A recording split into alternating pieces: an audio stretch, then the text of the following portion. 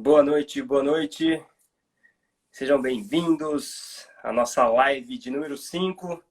Só aguardar aqui a doutora Amanda acessar. Só uns minutinhos. Olá, Aê! tudo bom? Boa noite. Tudo bem? E aí, boa noite, pessoal que tá aí. Deixa eu aumentar o volume aqui. Comenta aí. Perdão pelo 1 minuto de atraso. Imagina, estamos no horário. Delay faz parte. Ótimo, deixa eu só dar uma encostadinha aqui. Costa aí, vamos aguardar o Boa pessoal, noite, tá? gente. Tá me Acho ouvindo que o pessoal bem? tá entrando aí. Não te ouvi, desculpa, falei junto sem querer. Tá me ouvindo bem? Tô te ouvindo bem, sim. Vou até aumentar o volume aqui. Comenta aí, ajeita aí. O pessoal em casa tá ouvindo a gente bem? Pronto, todo o volume lá em cima. Muito bem. Boa noite, boa noite, boa noite, Matheus. Tá ouvindo bem a gente? Tá tudo bem aí? E aí, Matheus? Boa noite. Boa, vamos lá então. Amanda, vamos começando a nossa live de número 5. Hoje nós vamos falar sobre displasia coxofemoral, um tema corriqueiro na nossa rotina de diagnóstico, na nossa rotina clínica. Em toda parte tem displasia. Para a gente começar, enquanto o pessoal vai entrando, Amanda, se apresenta, você se formou quando, onde, o que você faz da vida? Conta pra gente. Beleza. Bom, para os que não me conhecem ou conhecem um pouquinho de mim, eu sou Amanda, Amanda de Franco ou Amanda Freire, mas mais conhecida como Amanda de Franco. Eu sou médica veterinária. Eu me formei em 2009. Nossa, falar a data, né? Dá até um peso.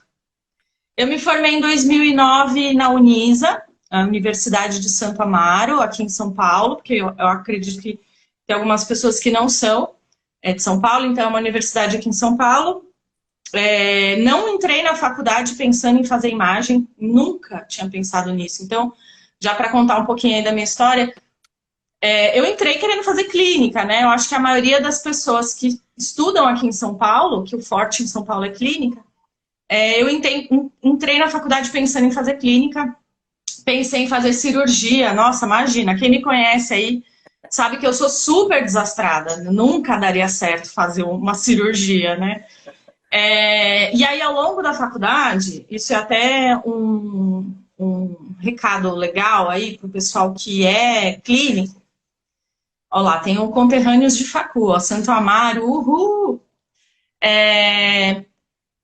Eu passei, acho que, por quase todas as áreas da faculdade, da medicina veterinária possíveis dentro da cidade que eu moro, né? Quando eu fazia faculdade. Então, eu estagiei em clínica, em cirurgia, eu estagiei no Carrefour com vigilância, com segurança alimentar, fazendo fiscalização de carne, de comida, enfim. Eu trabalhei em empresa de medicação, fiz estágio em laboratório, e, assim, gostava, mas chegava uma hora que eu falava, putz, não é isso que eu quero fazer, sabe? Não me vejo fazendo isso no resto da vida. E aí, eu estava no último ano da faculdade, então, para quem está na facul e está quase se formando, não percam a esperança. Eu decidi no último ano. Então, eu estava no último ano da faculdade, na época eu trabalhava no Carrefour, tinha, assim, uma carreira, né, que eu podia ser efetivada, tal, tudo certo, carteira assinada. Meu TCC era de pasteurização em ovos, nunca mais esqueço. Aí eu falei, cara, o que eu tô fazendo aqui? Não, acabou, parou tudo.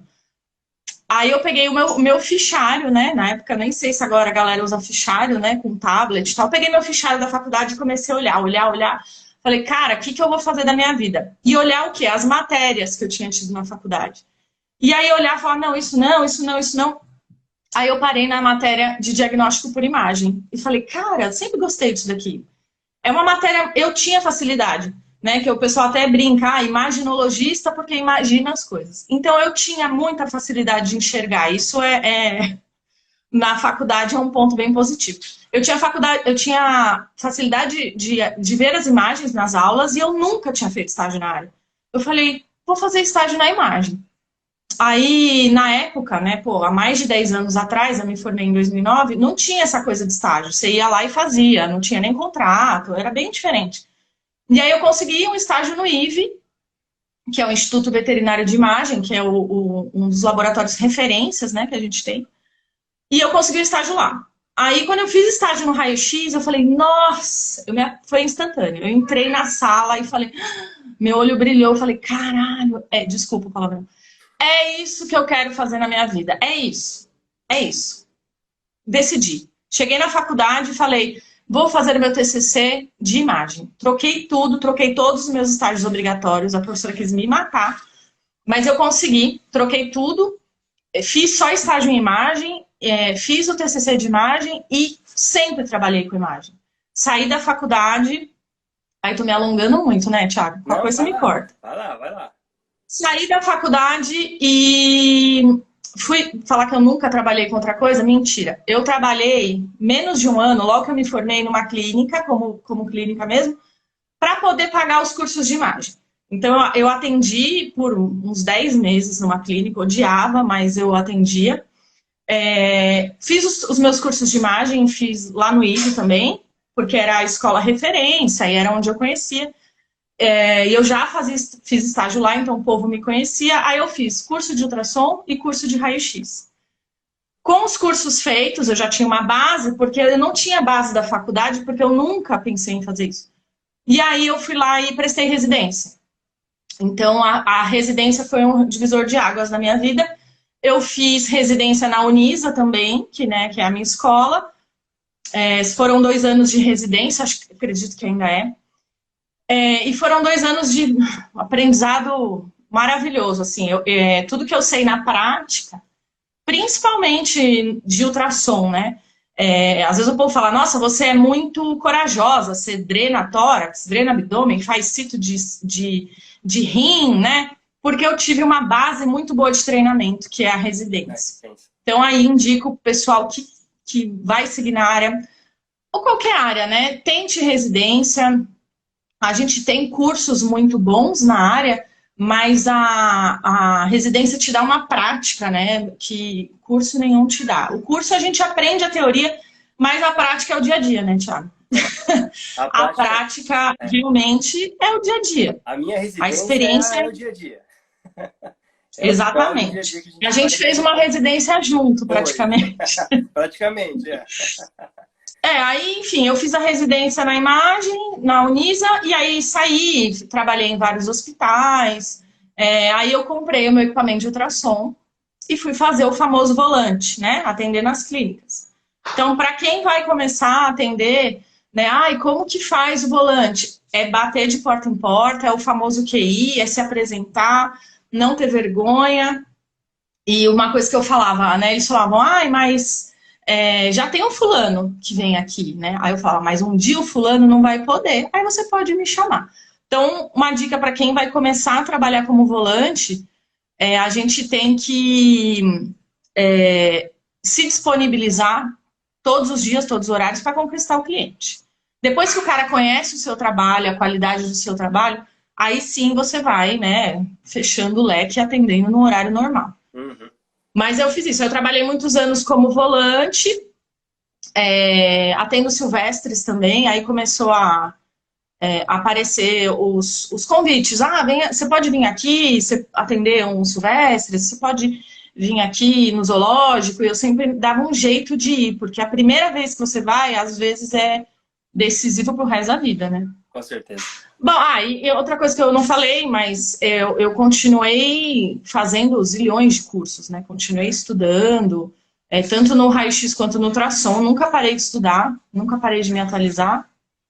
Aí veio o convite de dar aula na FMU.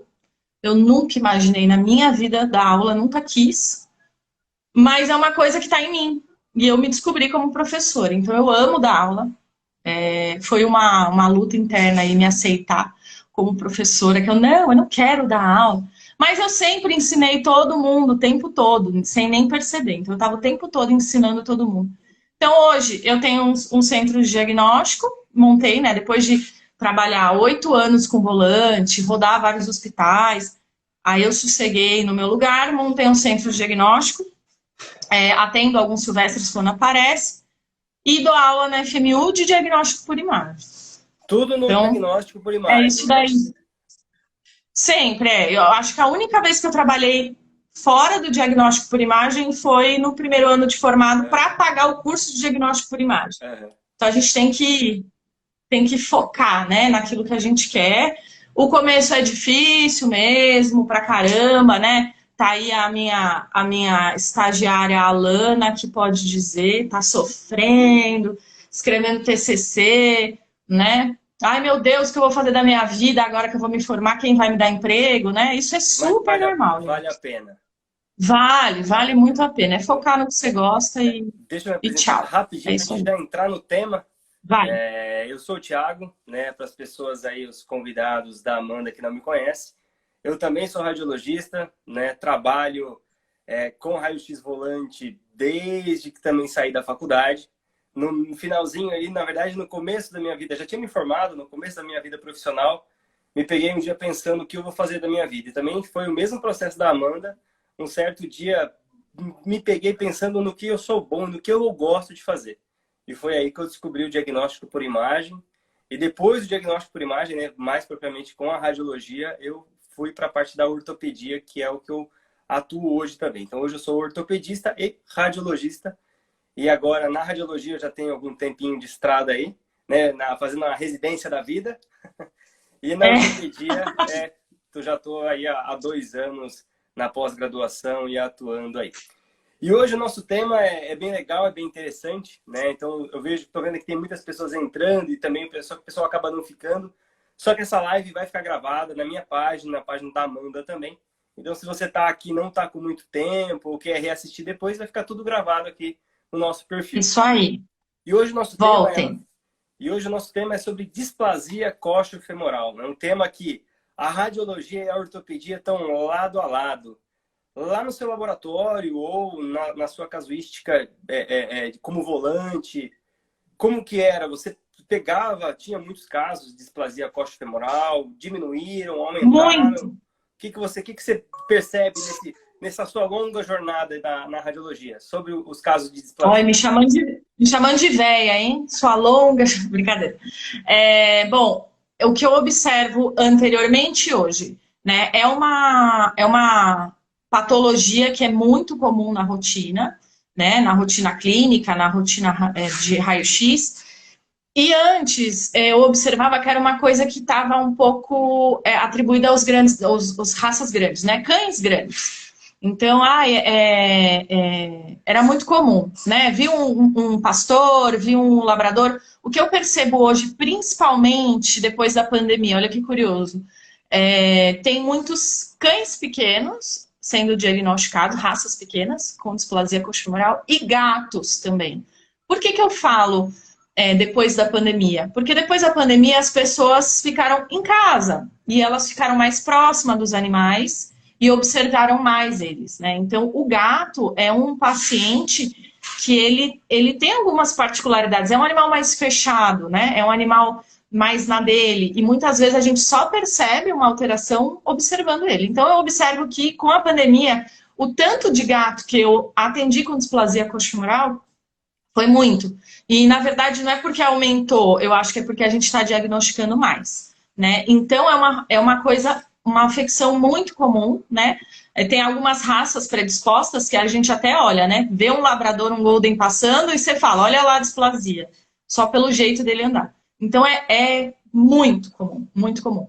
Hoje em dia, eu trabalho numa região que tem muito criador. Então, lá eu trabalho na Granja Viana, em Cotia, e lá tem muito canil, muito criador e muito centro de agility, né? O pessoal treina os cães. Então, eu atendo mais ainda, né? As pessoas vão lá para saber se o animal é displásico, né? Então, o animal é de competição ou vai para fora do Brasil, ou, enfim, é criador. Então, eu atendo bastante a displasia coxofemoral, E bastante. esses criadores, né, eles já têm uma preocupação bem... quando o animal é filhote, eu também, de vez em quando, eu acabo atendendo algum animal que é de agility, algum animal de competição.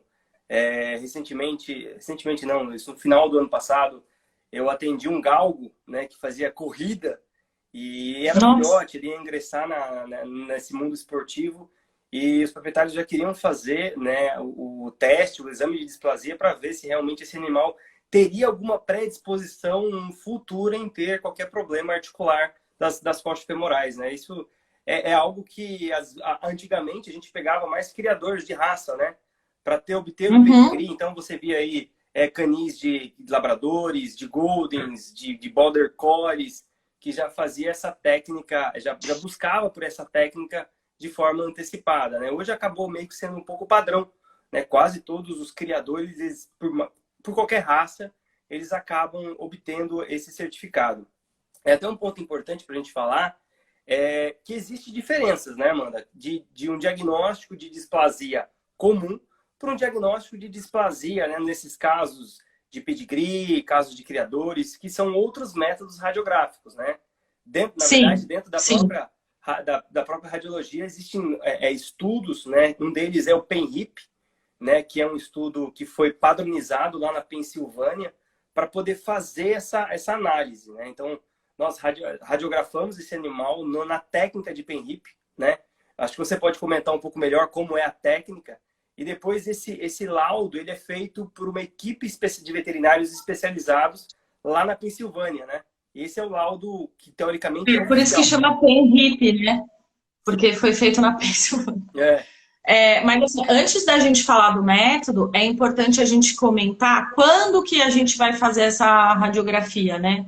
Coxo femoral. Não te cortando, mas é uma dúvida que as pessoas têm. Que momento da vida do paciente eu vou fazer a displasia coxo femoral?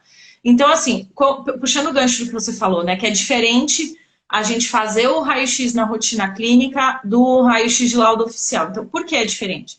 Porque quando a gente vai radiografar o paciente para saber se ele tem displasia, então não é um paciente que tem interesse reprodutivo, né? Ou seja, não é de criação, não é de competição, alguma coisa assim. É um paciente normal, né? Tem um tutor, é um animal de companhia, um pet. A gente faz um raio-x convencional que a gente costuma fazer na clínica, né? Deita de barriguinha para cima, posiciona bem esticadinho os membros e radiografa. Então a gente não tem uma exigência de uma imagem completamente bem posicionada, perfeita, no ângulo perfeito, porque a gente vai olhar ali, vai ver a alteração da articulação e a gente já vai dar o diagnóstico. E ponto, o exame acabou aí, né? Então, a displasia coxofemoral é uma má formação da articulação coxofemoral. Então, é o encaixe imperfeito entre a cabeça do fêmur e o acetábulo. Então, a gente tem que encaixar, eu sempre falo para os alunos, igual uma peça de quebra-cabeça. Tem que encaixar perfeito cabeça e acetábulo. Quando esse encaixe é imperfeito, eu tenho a displasia. Então, uma má formação. Então, um paciente comum, a gente faz o raio-x, vê que tem uma má formação e beleza. Diagnostiquei, vou acompanhar, vou entrar com tratamento e fazer exames periódicos, porque é uma alteração degenerativa. Ela vai piorar com o tempo. Já o paciente de competição, criador, o que acontece? Eu preciso encaixar esse paciente num padrão. Né? Então, eu preciso quantificar o quanto ele tem displasia, né? Porque esse paciente é de competição, é de criação, e normalmente eles precisam de um laudo oficial de um veterinário que esteja cadastrado para dar esse laudo oficial, né? Um documento. Então, o que a gente precisa para fazer esse laudo oficial? Um raio-x extremamente perfeito, bem posicionado reto, porque quando você deixa um pouquinho torto, isso pode magnificar um lado ou diminuir outro, então a gente não consegue avaliar perfeito, porque nesse laudo oficial a gente faz medidas, a gente faz ângulos para conseguir enquadrar esse paciente em que grau ele está de displasia. A gente tem várias avaliações, várias.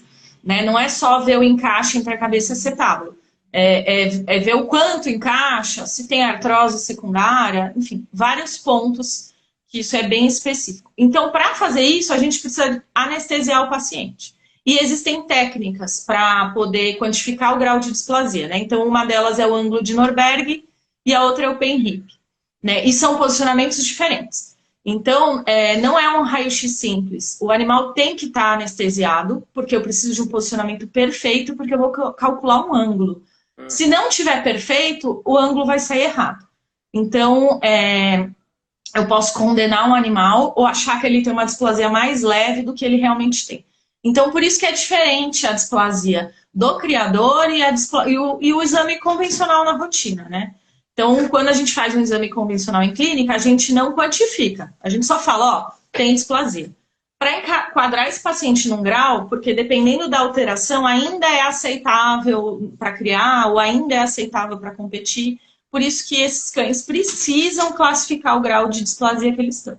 E aí a gente anestesia por completo. Primeiro, porque tem que ficar reto, né? Primeiro para a gente, né? Tem que ficar reto. E segundo, que esses pacientes sentem dor. É um posicionamento que não é comum eles ficarem. Então, quando você posiciona, um cachorro ele fica em 4 apoios. Eu vou ter que deitar ele de barriga para cima, esticar os membros. É uma posição que ele não está acostumado. Então, ele vai lutar contra você, ele vai sentir dor. Então, para que fazer isso milhões de vezes se a gente pode fazer uma e bem com qualidade? Então, para avaliação tanto do PENRIP quanto do ângulo de Norberg, a gente vai anestesiar o paciente para isso ficar bem reto. O ângulo de Norberg é aquela raio-x convencional que a gente está acostumado, mas com o animal anestesiado. Então, a gente deita de barriguinha para cima e estica bem os membros. E aí calcula o ângulo que a cabeça cobre o acetábulo.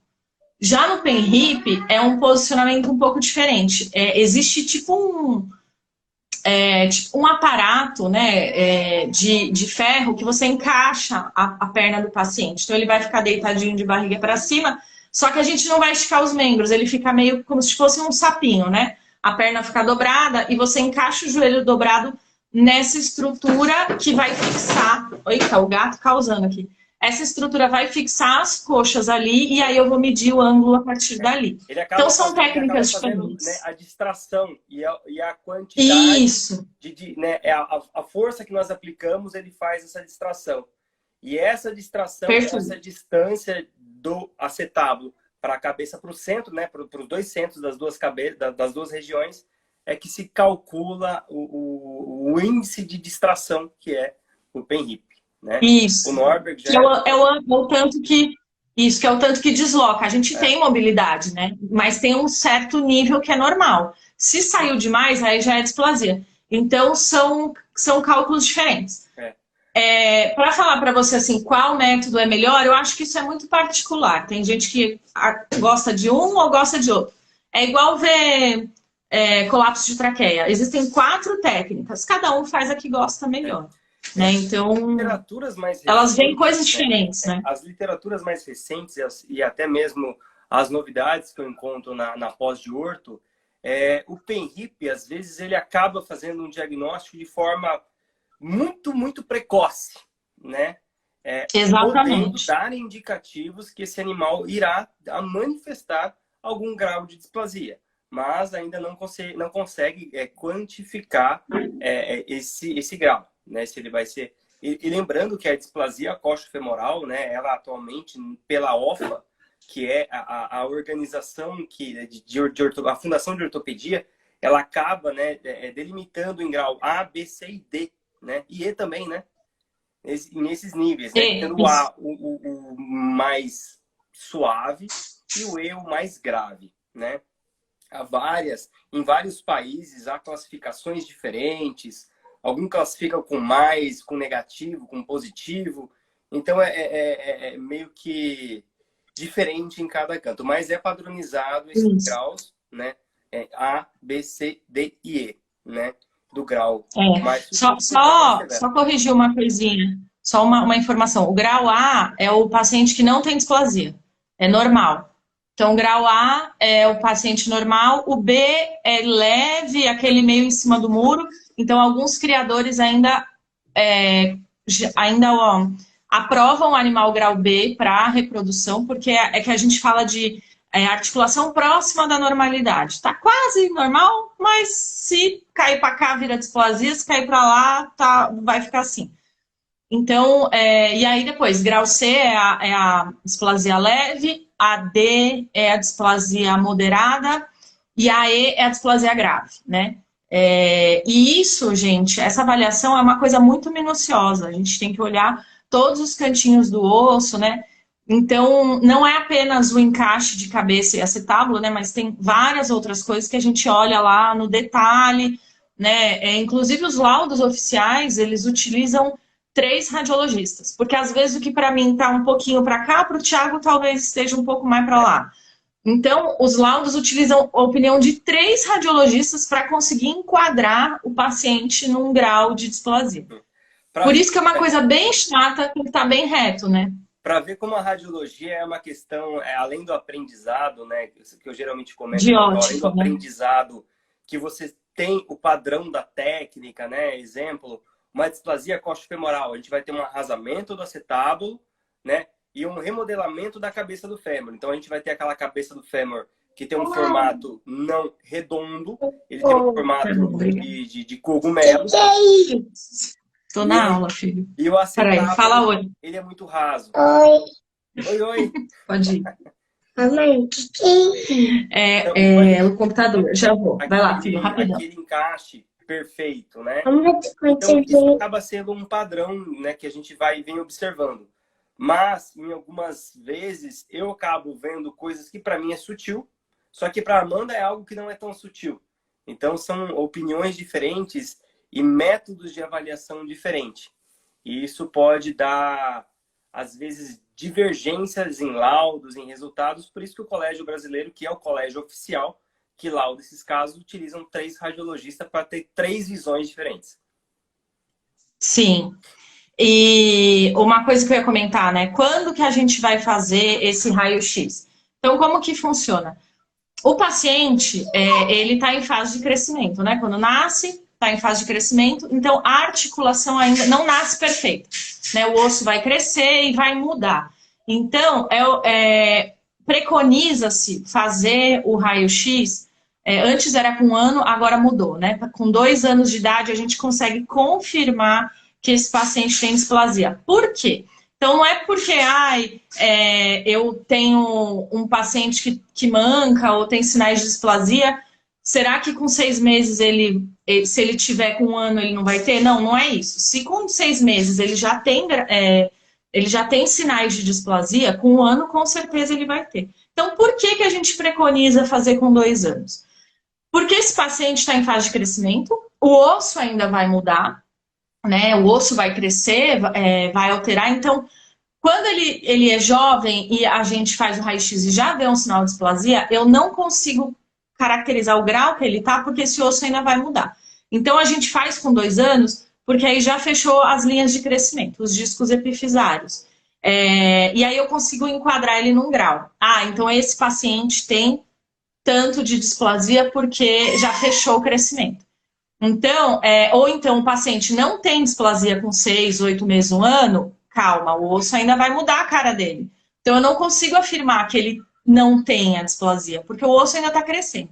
Então, por que 2 anos? Os animais pequenos, né, as raças pequenas, normalmente eles crescem até 1 ano de idade, fecha o disco epifisário.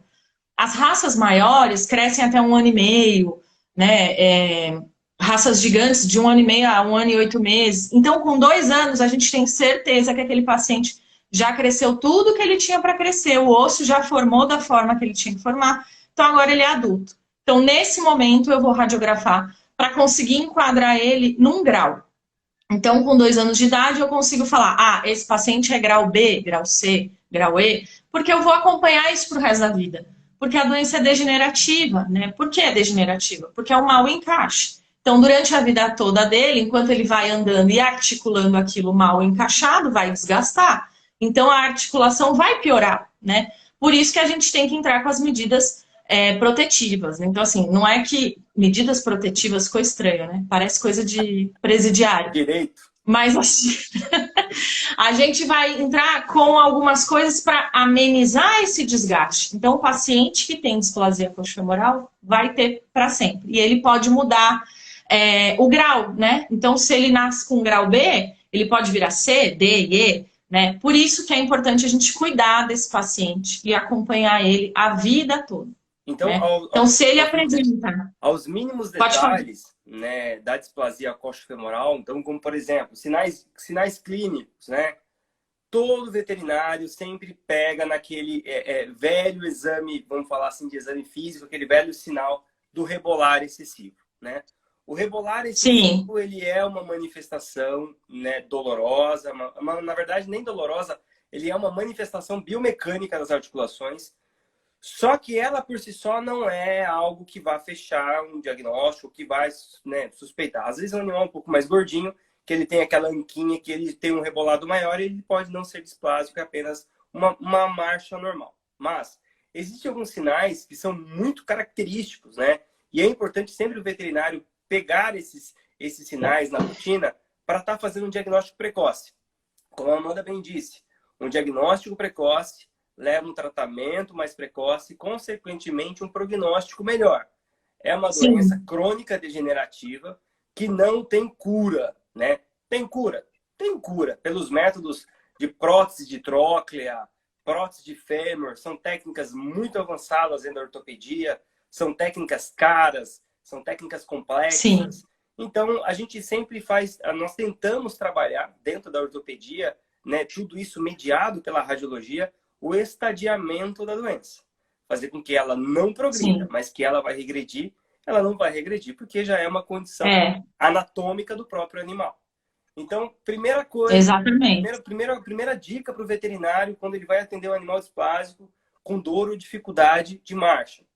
Aquele animal que, quando você chega, ele não pula em você, ele tem dificuldade de ficar sobre as duas patinhas de trás, sobre os membros posteriores, né? E na mesa, né, durante o exame físico, o teste que eu mais utilizo, que eu mais recomendo fazer é o teste de Ortolani, né? Eu não sei você, mas toda vez que eu vou radiografar um animal, eu faço o teste de Ortolani. Eu faço. Para mim, eu faço também. Direcionar o meu diagnóstico a partir dali, né? Como que funciona o teste de Ortolani? Para mim, é o teste de quadril, de coxal melhor que tem. Deita um animal relaxado, em decúbito lateral, de ladinho, pega ali a perninha dele e faz a abdução desse membro, né? Ou seja, com o animal deitadinho aqui, nós elevamos a perna do animal, né? A patinha do animal, para estar fazendo esse movimento aqui. E neste movimento, nós vamos sentir se há crepitação, né? Geralmente, quando o animal tem displasia, né? Quando nós fazemos esse movimento de abdução, a gente já sente um crack, né? Que já sente dor. Que é a coxa femoral ali se subluxando. Isso daí já é um ponto de direcionamento clínico, né? Temos também ali, com o animal em estação, né? Uma outra técnica, a manipulação das duas coxas femorais, das duas patinhas ali, e ver tudo se ele reclama, se ele sente dor. Mas o que é característico, o que realmente fecha o nosso diagnóstico, é a boa e velha radiografia de coxal. E aí a gente tem uma série de alterações que nós enxergamos, que não é somente um arrasamento do acetábulo, né? Não, e só falando do exame clínico que você estava falando, o radiologista ele tem que ser um clínico também, né? Porque o paciente, quando ele entra na sala, a gente examina tudo de novo. Pelo menos eu faço isso, acredito que você também. E outro dia, estudando, eu descobri um ponto que eu não conhecia, né? Mas provavelmente quem faz medicina alternativa conhece. Tem um ponto de acupuntura que é para ver o sinal de displasia coxofemoral. Então, assim, claro que pela internet eu não consigo falar direito, mas você vai, o paciente está de costas, né, para você em pé, e você palpa, assim, bem o encaixe por trás, né, o encaixe entre o fêmur e o acetábulo, ali é um ponto de acupuntura que é o ponto da displasia. Então, ali, se você apertar e o paciente também virar ou sentir dor, também é um indício de displasia. Claro, é um indício, né, o raio-x é que vai acusar se tem displasia ou não. Então, o que a gente vai ver no raio-x? A gente primeiro vai observar, né, como eu falei, o encaixe entre cabeça e acetábulo. Tem que ser igual peça de quebra-cabeça. Tem que ser perfeito, não tem que ter espaço. Se tiver espaço, assim, entre acetábulo e cabeça, aqui. Já é um sinal de displasia. Oi? Eu tenho um modelo aqui, deixa eu ver. Tudo bem? Tá bom. Então, assim, tem que ser perfeito. Tem que ter o que a gente chama de interlinha radiográfica. A interlinha radiográfica é a linha entre o osso, né? Entre um osso e osso, ou um osso e outro, é o espaço articular. Então, tem que ser uma coisa bem fininha. Então, a primeira coisa que a gente observa, esse encaixe. O formato. Ai, que bom, ótimo. Olha lá, ó. Mais Perfeito. didático, eu nem lembrei. Então, Nada como um mais ortopedista, né? didático possível que isso é impossível. Impossível. Então tem que, olha aí, gente, tem que encaixar perfeitinho. Se tiver um pouquinho separado, já é um sinal de displasia. É. O formato da cabeça é importante, né? O acetábulo tem que ser em formato de C, se ele estiver aberto ou totalmente aberto, aí a gente chama de arrasamento de acetábulo. Aqui a gente tem o O acetábulo, colo né? femoral, isso. O O acetábulo, colo femoral também é importante. Aí você pode explicar, você que é ortopedista, vai dizer o porquê que o colo espessa. Então, a gente vamos lá, só para ficar mais didático aqui a nossa explicação, né? Você está enxergando bem? Está dando zoom? Sim, tá Aqui a dando para gente ver tem, super bem. aqui a gente tem um acetábulo, né? Pensando que o animal está nessa posição aqui, né? Essa é a posição anatômica do animal. Então a gente tem o encaixe, né? E essa articulação. Se nós percebermos, nós temos aqui, né, o encaixe que ele é perfeito, ele permite todos os movimentos. Então o teste que eu falei para vocês, quando nós fazemos o teste, é esse movimento aqui, ó, né? Esse movimento de abdução da perna. E a posição radiográfica, né, de estresse, nós temos que deitar o animal, então ele acaba ficando nesta posição, e aí a gente tem que fazer a extensão do membro, para nós termos essa imagem aqui. Então nós conseguimos ter o acetábulo, né, a displasia nada mais é do que o arrasamento dessa fossa aqui, ela acaba perdendo essa conchinha, né, e a cabeça femoral acaba ficando flutuante nessa região, né. Então, o que acontece? Você falou do ponto de acupuntura, né? Eu acabo tendo até uma explicação. Tem outro fêmur aqui. Deixa eu pegar meu outro Boa. e o outro é maior. Não, e só aproveitando, né? Você mostrando a posição que o paciente fica, é muito interessante para a gente entender o porquê que a cabeça acaba luxando, né? Porque o fêmur, ele fica encaixado no acetábulo, assim, né? Então, se ele não tá, ele acaba segurando todo o peso do corpo do paciente. Se o acetábulo é raso, isso vai fazer assim, né? Vai soltar. E por isso também que a displasia, só concluindo, a displasia é pior nos cães mais pesados, maiores, né? Em raças grandes, porque eles são pesados, então o peso que essa articulação vai sofrer é muito maior. Então, por isso que a gente acaba atendendo mais na clínica cães de raças grandes, mas os cães pequenos e os gatos também têm. Talvez eles manifestem menos sintomas, porque ou conseguem conviver bem com aquilo, porque não tem tanto peso. Já o cão de raça grande acaba sentindo mais esse peso na articulação e aí acaba soltando ou, enfim, alterando muito mais. Justamente porque, se a gente lembrar, né, é o que você está falando, existe um peso e esse peso ele está a favor da gravidade. Então, o animal mais pesado acaba tendo esse deslocamento, né, ventral, né, do coxal, e em contrapartida os membros que estão em apoio acaba acontecendo então esse processo de subluxação. O que a gente tem que levar em conta na displasia coxofemoral, pensando um pouco além da radiologia, né, é que dentro do raio-x, quando nós fazemos um raio-x, a gente enxerga apenas osso, né? Mas o que envolve e o que mantém essa articulação unida são uma cápsula, né, uma cápsula articular que engloba a cabeça do fêmur, né? Então a gente tem a cabeça do fêmur e essa cápsula ela sai dessa região trocantérica, né, do trocânter e se insere ali no quadril, no coxal, né, para unir tudo isso. E essa distensão, essa movimentação da cápsula articular gera um estilo doloroso. É por isso que você falou do ponto ali de acupuntura que você aperta nesta região aqui mais ou menos, e o animal acaba tendo uma sensibilidade dolorosa, porque você está pensando cápsula. Cápsula, nesse balancear toda, ela está inflamada. E aí, o que acontece? Por que acontece o remodelamento ósseo da cabeça femoral? Então, a cabeça femoral tem esse formato, né, redondinho, bonitinho, e nos animais que são displásicos, essa cabeça femoral perde esse formato e acaba tendo um formato de cogumelo, um negócio grande, achatado, totalmente disfórmico, totalmente incongruente. E isso daí, né, com o passar do tempo, vai se degenerando, porque vai tendo atrito, então vai causando todo um estrago. E esse remodelamento acontece justamente porque o organismo, né, nosso e dos animais, ele é sábio e ele acaba criando o que nós chamamos de de entesófitos, de osteófitos, na tentativa de manter essa articulação unida.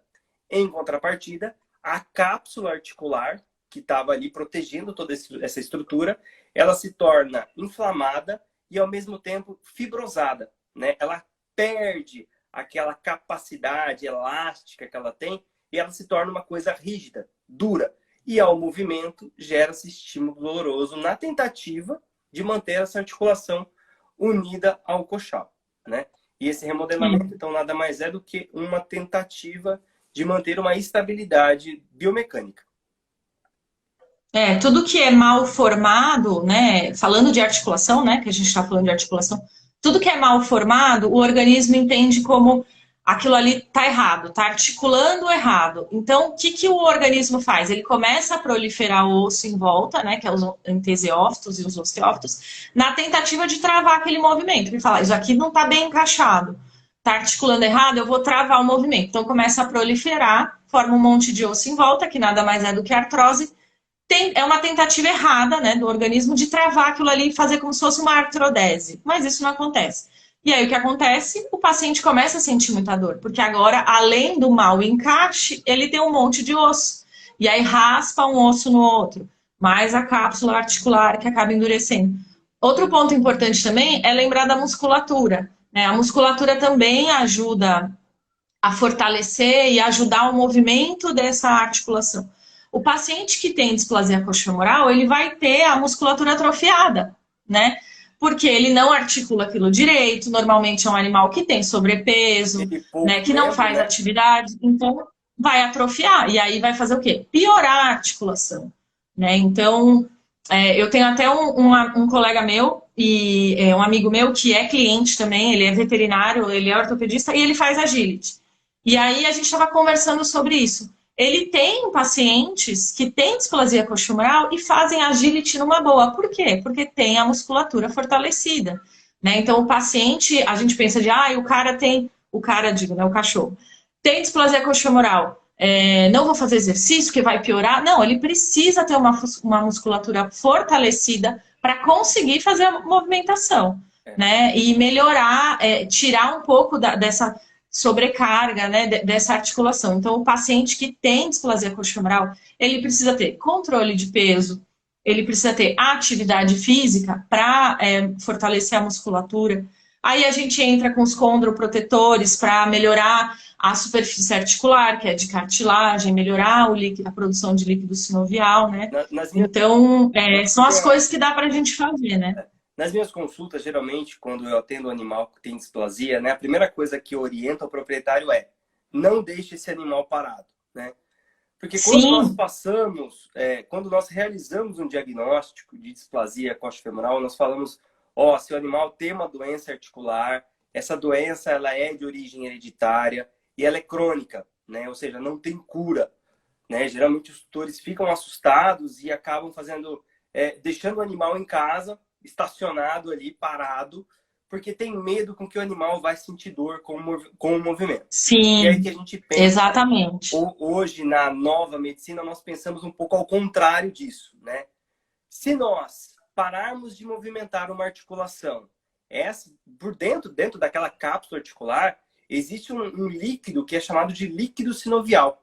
E esse líquido, ele é produzido através do movimento.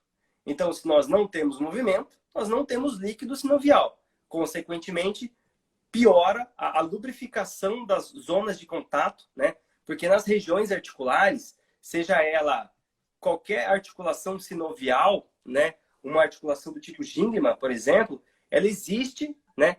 Uma superfície, né? Uma superfície cartilaginosa que é chamada de superfície subcondral, né? E essa superfície subcondral, ela acaba fazendo mais contato com a zona que ela está articulando. E isso mais estímulo doloroso e maior o problema.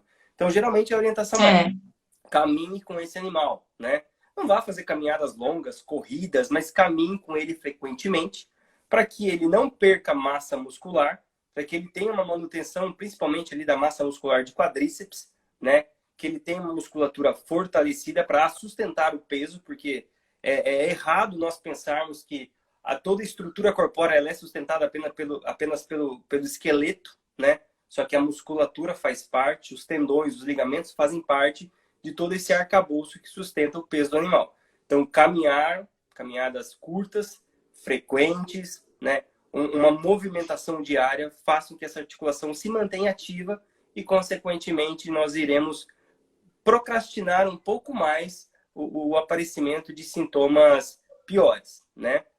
Há casos, né? Geralmente a gente tem que levar em consideração uma série de fatores, por exemplo, o animal jovem, né? Uso de condoprotetor, legal, vai ser de grande valia. Tem que tomar muito cuidado, principalmente com analgesia, né? Que geralmente o pessoal acaba abusando um pouco da analgesia para esses animais. Uso de anti-inflamatórios em demasia. Então, assim, meloxicam para dar e vender para o animal. E aí acaba gerando estímulos gástricos. Aí a ultrassonografista aí vai falar das gastrites. Sim. Esses animais... Sem contar a lesão renal, né? Sem contar a lesão renal. A lesão renal a longo prazo, Mas é só a gente pensar também na gente, né? Na medicina humana. Então, a gente, quando tem uma lesão, o que o fisioterapeuta vai falar? Vamos fortalecer essa musculatura, vamos fazer exercícios de isometria. Então, hoje em dia, a veterinária está avançada, não vou dizer tanto quanto a medicina humana, mas a gente tem muitos recursos hoje em dia, principalmente fisioterapia. Então, tem exercícios aquáticos, né? Tem... ai, meu Deus, fugiu a palavra agora. Tem, que são exercícios aquáticos, tem menos impacto, tem isometria, tem físio, enfim, tem muitas opções que a gente tem. Tem ozônio, tem acupuntura, né? E a gente também tem a físio voltada para essa parte do movimento, né? De fortalecer a musculatura. Então, a gente tem que pensar na gente. Igual quem tem o condromalácia no joelho, né? A grande maioria das pessoas tem, né? E aí, eu tenho. E aí, quando você vai na academia, o que o cara fala pra você?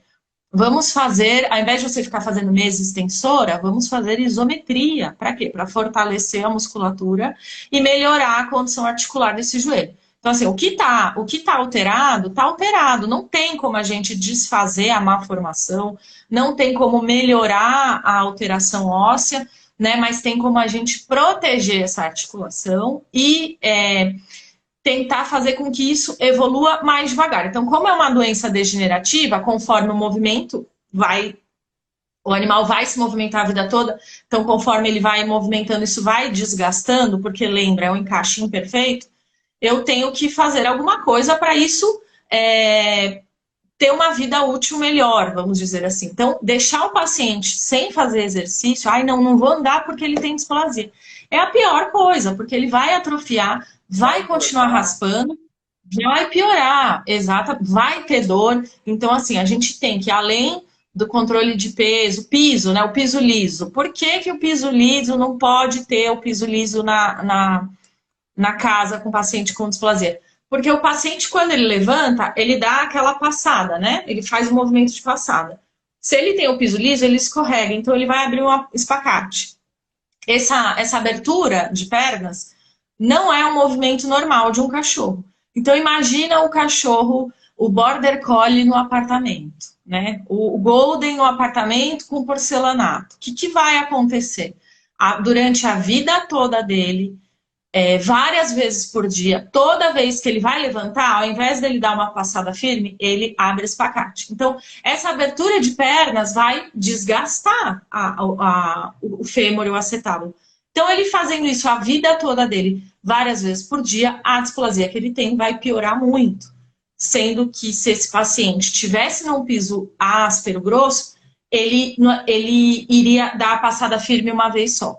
Então, se você observar o paciente que está no piso liso, ele vai derrapando, derrapando, derrapando, levanta. Então, esse derrapando, derrapando várias vezes por dia, a vida toda, vai desgastar muito mais do que se ele desse uma passada simples e correta. Por isso que o piso áspero é importante. Então, assim, tem várias coisas que a gente pode fazer para ajudar isso não evoluir. Vai evoluir? Vai, mas o meu tratamento paliativo, né, conservativo com esse paciente, vai fazer com que ele tenha qualidade de vida e que isso não evolua tão rápido. Então, assim, eu não posso com a doença, então eu vou fazer coisas a favor dela.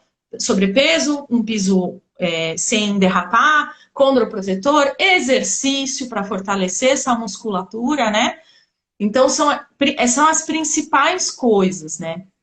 Você quer acrescentar alguma coisa, Thiago? Olha, todo e qualquer tratamento para displasia, ela requer mudança de várias coisas, né?